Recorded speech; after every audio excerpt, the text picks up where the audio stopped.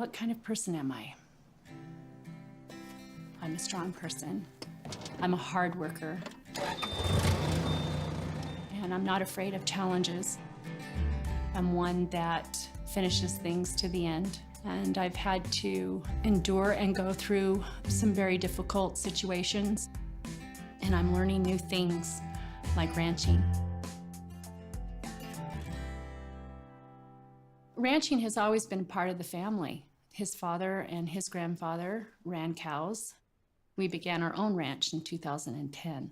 We actually purchased a couple of leases, smaller leases in 2008 and 2009, and then in 2010 we purchased the big lease with some cows, and we moved here. They came with water rights and the grass, the grazing rights.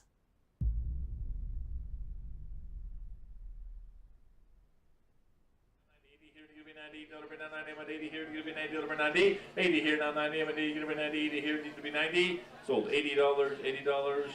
High, 6 1/4, 75. 6.5 here to 75. 6.5 now, 75 to go. 6.5, you're gonna be 75. 6.5 here to 75. You're out. You're gonna be 75 now for 6.75 to 700. New player. You're both out. 7.5, 75. 7.5 here 75. Now 800 to go. Now quarter. 800 here now quarter. Before 800 now quarter. 800 a little bit now quarter. You want back in, sir? The negotiations with the BLM has been difficult. They're not recognizing me as the legitimate owner. They're not recognizing Arizona state law, which states it's community property. In the event of a death and no will, it's still community property. I do have attorneys that are now working more vigorously on it in hopes that I will be able to be back on by next winter. The BLM never owns any property. They don't own any leases. Those leases have gone back probably hundreds of years. It goes from one owner to the next, to the next, to the next, as it's purchased through individuals, not the government. Yes, we have filed the intent to sue with the federal government. We've also filed an intent to sue with the state of Oregon for the wrongful death of my husband. They have, their time, which they can either deny or approve that intent, and then we go from there with the official filing of the lawsuit. There's a 6-month waiting period. Our family is not interested in the money. The issue is my husband not having his due process afforded him. He had his hands in the air and he was murdered. And if it was your husband, if it was your son, if it was your daughter, would you want them to have their rights intact? Would you like to have them murdered, mowed down in cold blood? No, I think not. And I think that you would be seeking justice too. Did the federal authorities who were in charge of the arrest, did they tell the state authorities that they had an indictment or a warrant for their arrest? They didn't. So they had misled the state authorities in executing what they themselves characterized as a high-risk felony stop. The gun they said he was going for, it wasn't found for 8 hours. That means how many people tended to his body without finding that gun? The federal authorities at the stop were caught on camera picking up the casings before the forensic team arrived. And you can talk to any law enforcement official that will say that is a no-no.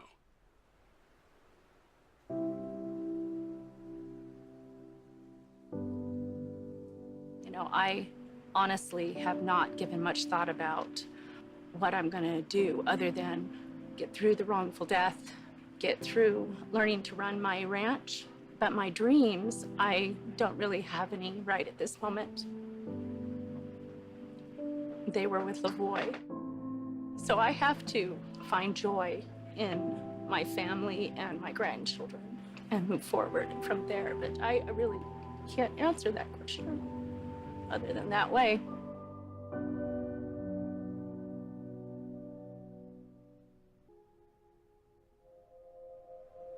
In Oregon, all counties historically started out with a county court, a county judge and 2 county commissioners. That was a governing body for each county. In 1995, there was a vacancy on the county court, and I applied for it, was appointed. Served for a year and a half as a county commissioner, and 2 years later ran for county judge and became a county judge January 1, 1999. The reason for the recall is stated that I prevented access for the public to right to assemble and to freedom of speech. That's simply not true.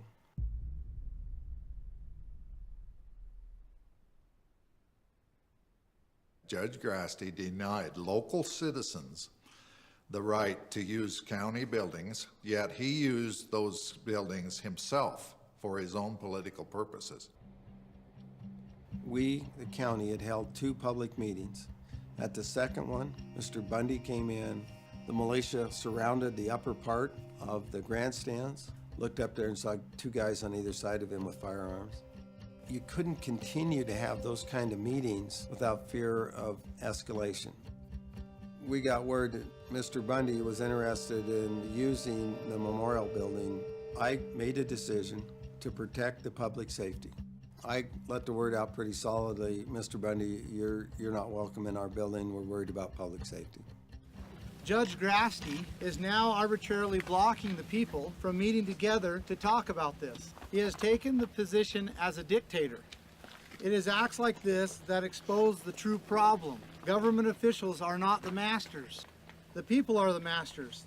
The Bundys may have wanted to have a forum, but it was local citizens that wanted to have a forum. Those same local citizens were willing to get together and promote activism by Harney County residents. They had a meeting at the senior center and they never pushed any plan whatsoever. What they did push was for Harney County citizens to join them and make a plan for Harney County. Judge Steve Grasty saw the success of that meeting, and at that point he decided that he needed to have his own weekly meeting for the purpose of what he said was to keep the citizens informed.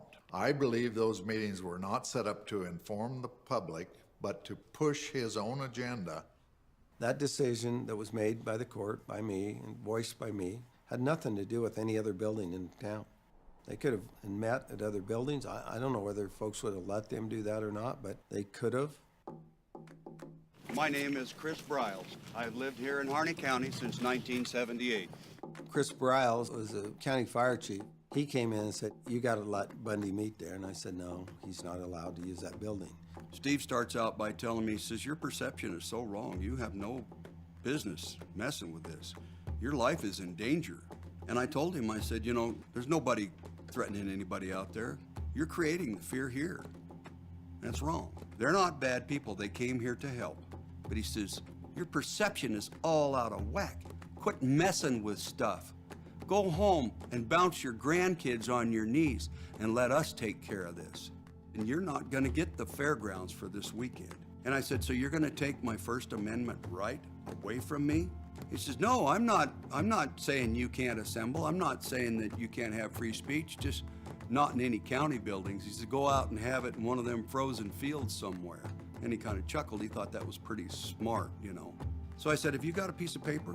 He said, sure. Chris got angry and signed a piece of paper saying I resign, and immediately went out to the fairgrounds and stood in front of the media, said what a jerk I was, made some accusations, said I had cut off the right to free speech.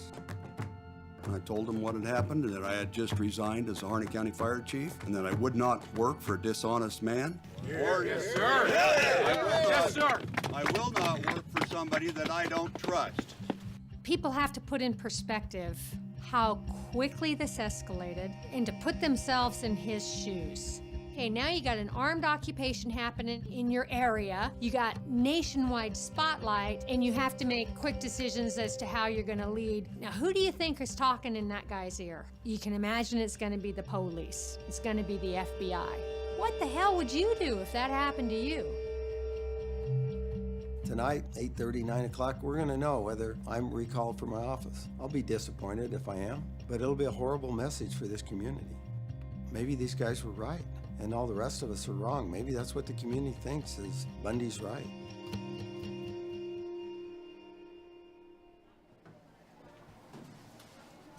Pretty good. Pretty good. Congratulations. What's the percentage? 70%, 29. Almost 71 to 29. Yeah. That was a solid message. Solid message. Solid message. I don't need these anymore. He beat it. Why is that? What's the print? Probably 70% of the people are government employees. The 30% that voted to recall him are the people that own the land. 30% of the ranchers. The results of the recall, since he's not being removed from office, was not a failure. It has put other politicians on notice that people are paying attention, and there is something that we can do.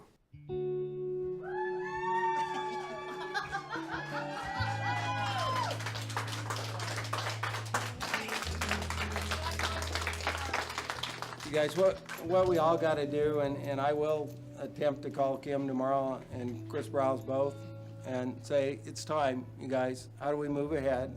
You think there's something I can do different in the next 6 months? Come and tell me what it is. And let's figure out how we pull this thing back together. And I beg all of you to do the same thing. He's a man that has to live with what he does, but he is a man who will be judged. Maybe not by this recall, but he will be judged.